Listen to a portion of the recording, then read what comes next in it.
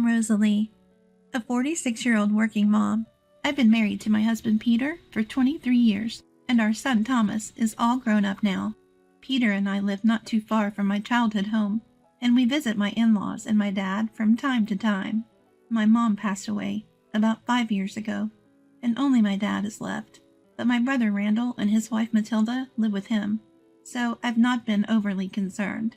Randall and Matilda don't have kids, so it's just the three of them at the house. They've been living there for a while and seem to get along without much fuss, but peace was short-lived after my mom passed. About a year ago, we found out that my dad has dementia. My dad retired at 70 and was always a workaholic, so I had my concerns. The loss of my mom may have been a trigger. His symptoms gradually worsened until Randall finally took him to the hospital. I reached out to Randall and Matilda to see if they needed help, but Randall simply said, "Matilda's got it. Don't worry about it."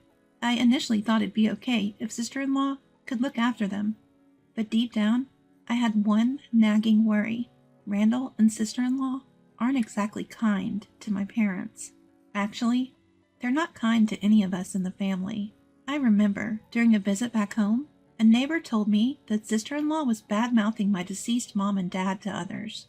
The neighbors who've known my parents for years didn't buy it, but people in sister-in-law's age group seem to believe her, and she talks about me too, saying things like, "She leaves all the caregiving to me, but only wants to offer her 2 cents.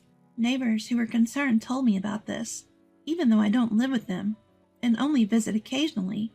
When we discovered that Dad had dementia, I tried to check in and spend time with him. At first, sister-in-law accepted my involvement without comment, but then she started to say, "Why are you coming back so often? Keep out of it. You're married now. It's annoying." I struggled with keeping the right distance from sister-in-law and eventually decided to limit my visits home. I figured if something happened, they'd let me know. So I've been only making a weekly phone call to check in on Dad. I realized this was a mistake very recently. One day, like always, I called Dad to ask about his well-being. Though he sounded fine, his tone was undeniably down. "Dad, you sound a bit down. What's wrong?" After a brief silence, Dad let out a heavy sigh. "Well, it looks like it's going to be another snowy winter." We live in an area with a lot of snow, and every year it piles up. This can be hard for elderly people living alone, who can't clear the snow and may get stuck at home. Of course, some of the younger folks helped with the snow removal, but that's not always enough. I looked out of my window and noticed it had started to snow lightly. "Don't worry, Randall and the others will probably shovel the snow. You'll be fine." I thought Dad's concern must be about the snow removal, but he sounded unconvinced. I asked again, what was bothering him? "Well, it's cold inside the house." "Why don't you turn on the heater?" "Matilda gets mad if I use the stove. Says it's expensive. What with the electricity and the cost of fuel going up." I was shocked to hear this. Yes, the cost of living has increased lately, but it's cruel to live in a cold house in a snowy region, especially for an elderly person. I mean, Randall and sister-in-law are at work during the day, so maybe they don't know how cold the house is. But Randall grew up in this area. He should know better. I hung up with Dad and called Randall. "Come on, I'm at work. Stop calling me." When Randall picked up the phone, I could hear his quiet tone and picture him shrinking into himself. "Sorry to bother you. I was talking to Dad earlier, and he said he's not even turning the stove on during the day. So I was concerned." A sound like a tisk came from the other end, and Randall sounded like he was fed up.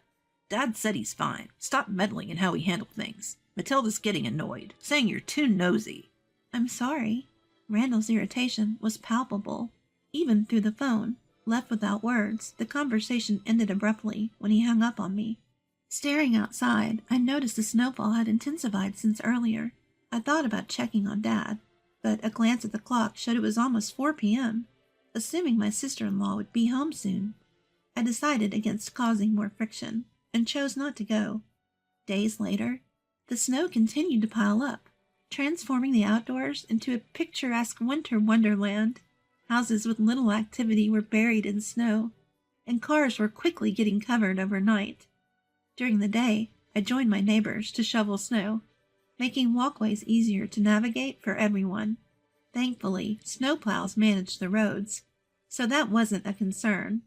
Shoveling snow really boosts my confidence in my physical abilities, and it's also a great workout. Sure, it's tough, but it's a good opportunity to interact with the neighbors. Hey, Rosalie! I saw Lawrence standing in front of Randall's house the other night. What? As the neighborhood ladies and I are all gathered, happily shoving snow together. The woman next to me looks concerned and starts to talk.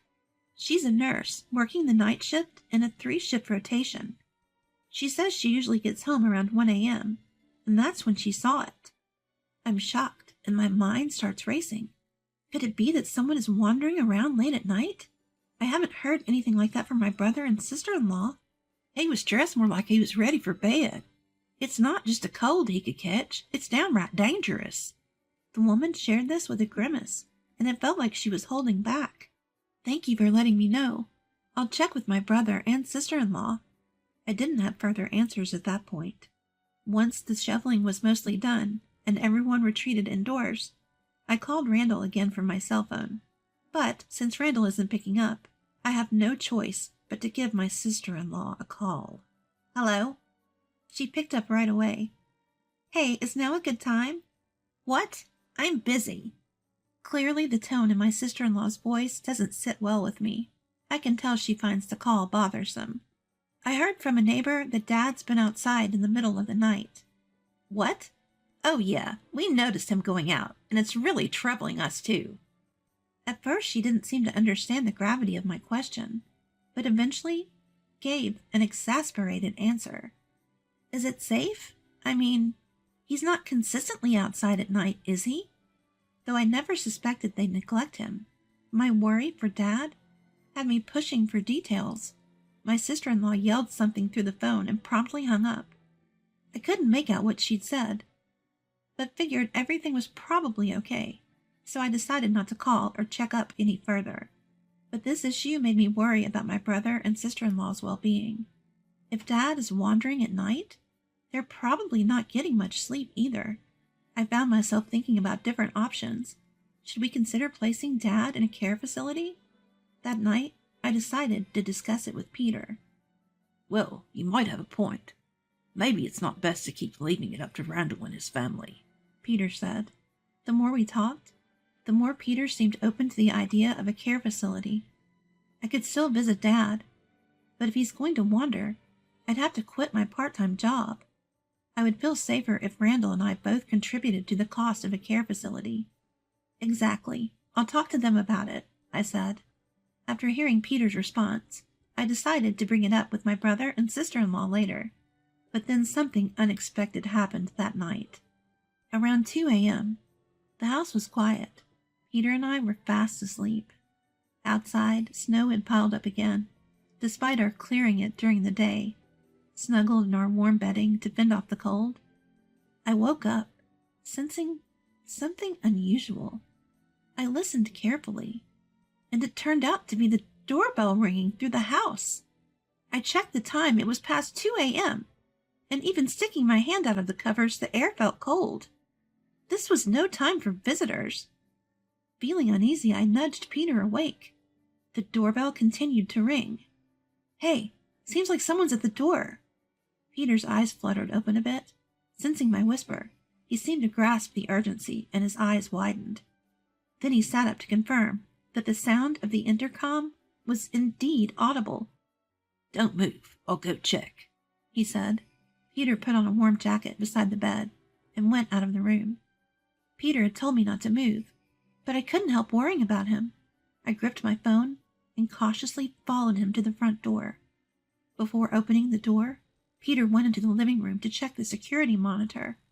I watched the entrance from a distance and felt a shiver of fear at the sight of a shadowy figure. Hey, it's Dad, Peter called out from the living room. Unbelieving, I rushed over and squinted at the faint image on the monitor. It was Dad. Are you kidding? Quickly, turn up the heat, I yelled. I quickly told Peter to warm up the room and then hurried to the front door. Upon opening it, I found Dad curled up and shivering just beyond the threshold. Dad, what are you doing out here? Come inside. I draped my own jacket over my shivering father and ushered him inside. Dad came in, stumbling weakly, and sat down at the entrance. Peter, help me.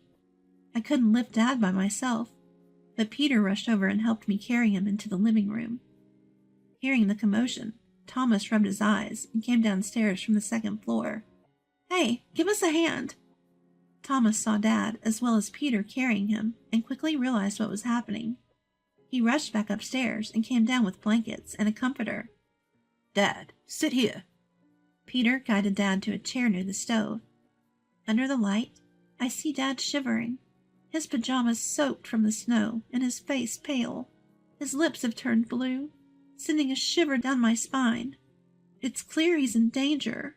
Hey, warm up a hot towel, quick. Oh, we've got that big bucket, right? Fill that with hot water, too. Dad's feet are bare, and not just his toes, but his entire feet are turning blue. Stunned by what I see happening to Dad, Peter efficiently starts giving directions. Thomas follows suit, taking action. Dad, what happened? I ask Dad, who sounds shaky, but seems like he can't talk properly because his lips are trembling from the cold.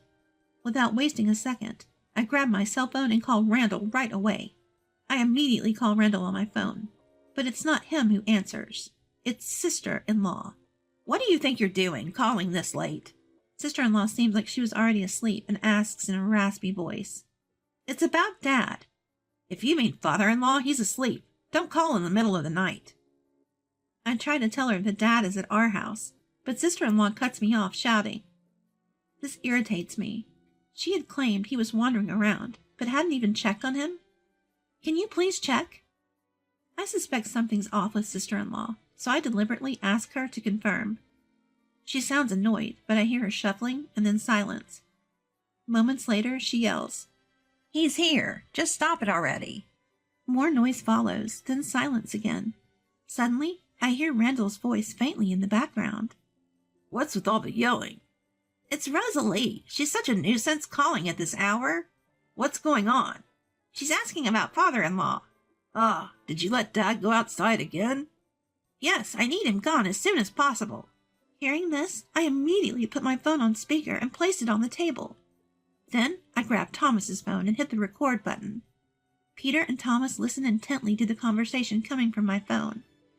You're really crafty, you know, using Dad's insurance to pay off debt. If I don't, I can't repay it. He's just a nuisance anyway, so useless. Ha ha! Rosalie actually believes that Dad is wandering because of dementia. I'm shocked at what I'm hearing. Tears of sorrow streaming down my face. I can't believe Dad doesn't have dementia and wasn't wandering at all. I've been fooled by my brother and sister-in-law. That woman is such a fool, but now, even if something happens to father-in-law, no one will suspect her. After hearing all that, I hung up the phone. I stood there stunned, not knowing what to say. Peter snapped me out of it, telling me to get it together. I snapped back to reality and realized I had to protect Dad. So I immediately called the police on my cell phone. After the police heard my story, they went straight to my brother and sister-in-law's place, who were probably at my family home. They were arrested on the spot. I was summoned to the police station several times, and I provided the audio recordings I had on Thomas's cell phone. My brother and sister-in-law tried to make all sorts of excuses. They claimed that Dad had dementia and a wandering habit, but there was no medical diagnosis of dementia, and tests proved that Dad was fine and had no reason to wander. Thanks to the evidence, they were charged with trying to take Dad's life and were sentenced to prison. After consulting with Dad, we decided to sell our family home. We changed all our contact information and never saw my brother and sister-in-law again. We all moved. When I asked Dad why he hadn't talked to me about the terrible situation he was in, despite not having dementia, he just said he didn't want to be a burden and didn't elaborate further. Dad was always a kind person, never the type to raise his voice even when he was verbally abused by Randall. And since Mom passed away, he's been like a living ghost. I wondered if he too wanted to move on. But Dad never spoke about it, so the truth remained unknown. I'm sorry for being a burden, Dad told Peter and me, while we were cleaning up at the new place. Dad, I'm glad I could protect you. That will never happen again." At those words, Peter also smiled and said, "Exactly." Dad gave a faint smile in return.